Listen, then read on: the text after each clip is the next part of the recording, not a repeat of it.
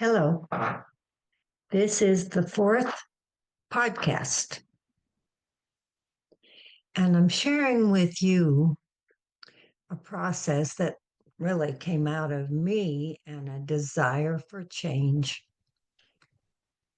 I have been facilitating classes for quite a while, years, and I've had a desire grow in me to do more sharing, to be of more service. And so podcasts have come about. Now, with the podcast has come a challenge to me, and that is working with technology.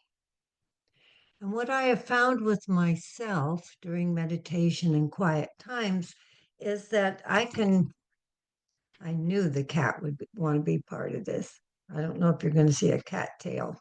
I was going inside my brain and going, now, how does your brain work, especially with challenges? So, first, I visualized inside my brain some rooms. And the first room I visualized was where things worked really well in my brain around spirituality. Been doing it for years, love it. And as I go inside that room, it's well lit, organized. I see a rod in the room, and there's hangers, and the clothes are color coordinated. Everything has space. It smells good. The colors are vibrating with energy. And that's a room that functions very well for me. It's inside my brain. So then with podcasts, there comes a challenge with technology. So, what I have done working with my brain is number one, I have asked for guides. So I've asked for guides, and generally, right now, guides are people that I've known on the earth plane, and then they've graduated to being without bodies, but still alive.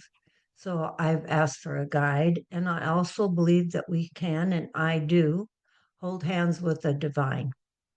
So putting me back in the room where things work really well, very inviting.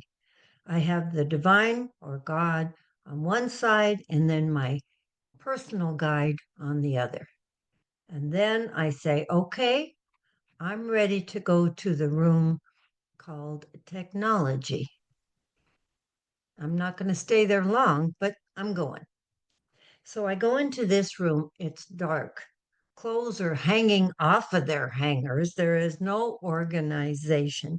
It feels a little creepy because I don't know where I am very well, very dark and ominous, and it's just not a pleasant place to be. So I have decided, with my guidance, to stay there 10 minutes and get 10% organization in the room. Primarily, that's getting the rod that holds all the clothes hangers up secure, and maybe, well, in this case, getting the clothes off the floor, maybe getting them ready to hang. And that honestly was all I was willing to do in that room, even with this beautiful divine guidance. And that's fine. That's fine. Challenges do not have to be, in fact, they rarely are overcome all at once. So then I leave the room. I go back into the spirituality room, notice the support, notice the light, feel in the rightness of where I am and who I am. And then I am complete with the process at that time. Knowing that I can return, there goes the cat, I can return to both rooms. And I do actually. Sometimes I feel like in the technology room, I vary between 40% being comfortable and getting it organized and maybe 60%. I am still, believing that it's always changing and I'll never catch up. As long as I have that belief, I'm not going to be complete with this feeling of I can do technology. But that's where I am, and that's what I'm enjoying the process of, because the key word is process. I'm in the process.